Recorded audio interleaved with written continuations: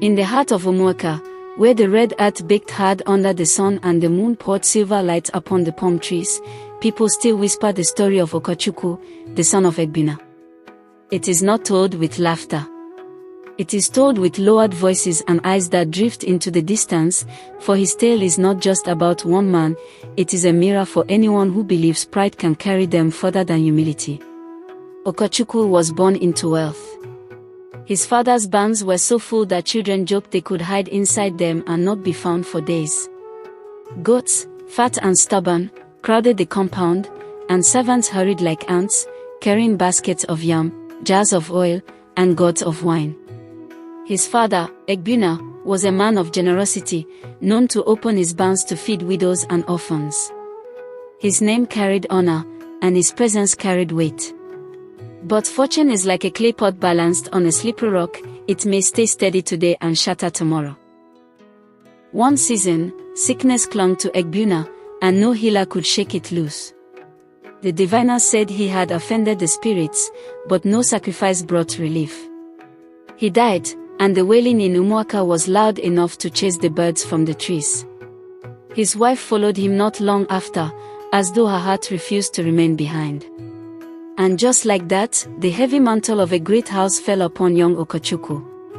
At first, people pitied him. He is young, they said, but at least his father left him wealth.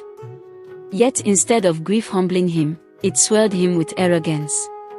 He sat on his father's stool, drank palm wine from his father's cup, and declared, "Do not pity me. I am Okechukwu, son of Egbuna. The barns are full, the land is wide, and the gods will never let me suffer." The elders exchanged glances but said little.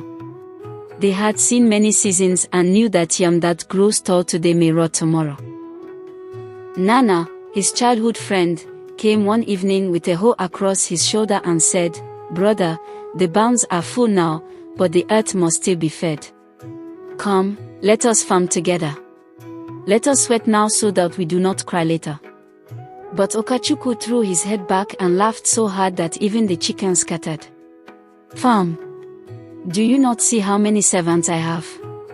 I was born to enjoy, not to bend my back under the sun like a common man. My father's wealth will last longer than the sky itself." That was how he ignored the first warning. When the New Yam festival came, Okechukwu decided to show the village his greatness. He killed 3 fat goats, poured palm wine like water, and told the drummers to beat until their hands bled. When Nana arrived with only a calabash of wine, Okechukwu shouted, "Look, my people. Here is the difference between men of greatness and men of dust. Drink my wine, eat my meat, for tomorrow he will still be poor while I will remain great." The crowd laughed, but the elders did not. Mama Ifiinwa, bent with age and leaning on her staff, struck the ground 3 times and muttered, "The cock that crows too loudly has not yet seen the hawk. Pride walks before shame. Don't let it happen to you." But Okechukwu waved her away. Seasons turned, and like a slow fire creeping through dry grass, misfortune entered his life. His goats began to die without reason. His yam harvest shrank each year. His servants deserted him, one after another, until the once busy compound echoed with silence.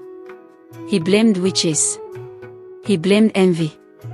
He spent his wealth on charms and sacrifices instead of seed and soil. Piece by piece, he sold his father's land, until the boundaries of Egbuna's greatness shrank like cloth under hot water. One night, troubled by hunger, Okechukwu dreamt. He saw his father standing by the ruined barns, his face shadowed. "My son," the spirit said, "you mock tomorrow because you think it will look like today. But tomorrow is a stranger. Treat him with respect, or he will strike you." When Okechukwu woke, his chest was wet with sweat.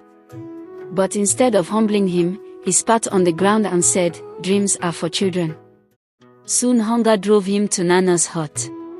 His voice cracked as he whispered, "Brother, give me food. Just one yam." Nana, though once insulted, pitied him and gave him yam without a word. But the villagers were not so kind. At the market, women mocked him, Where are your goats, Okechukwu? Where is your father's land? Did your pride sell them? Children sang songs, the rich man has fallen, the cock has lost its feathers. Each word cut like a spear. When planting season came, Okechukwu had no land left. The proud heir of Barnes became a hired laborer on another man's field. His back bent, his hands blistered, and children danced around him, clapping, Okechukwu the laborer, Okechukwu the slave. Every strike of the hoe reminded him of Mama Ifeanyi's words. Don't let it happen to you. But regret, like rain after fire, came too late. In his last days, Okechukwu walked through his father's compound, now broken. The walls were falling, weeds choked the yard, and silence lay heavy. He touched the empty barns and wept. If only I had listened. If only I had walked with my hands. If only I had been kind when I had plenty. Now I am nothing but the shadow of a name. One night, the villagers heard his cry, sharp as a wounded animal. By dawn, Okechukwu was gone. They buried him in the shadow of the ruined compound.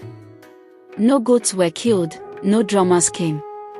Only a few children washed and threw sand on his grave, their laughter ringing in the silence. And so his story became a warning. Even today, when the moon rises and the Udola fruit falls, the elders gather children beneath the tree and tell his tale. They remind them of the barns that once stood full, of the laughter that once filled the air, and of the pride that turned wealth to dust. They lower their voices and end with the same words. Life does not bow to arrogance. Wealth is a visitor. Treat it with respect, or it will depart. Be humble when you are strong, be kind when you are rich, and remember Okechukwu, who mocked tomorrow until tomorrow buried him. When you hear this story, my children, do not just laugh and forget. Carry it in your heart as a warning. Whatever you do, don't let it happen to you.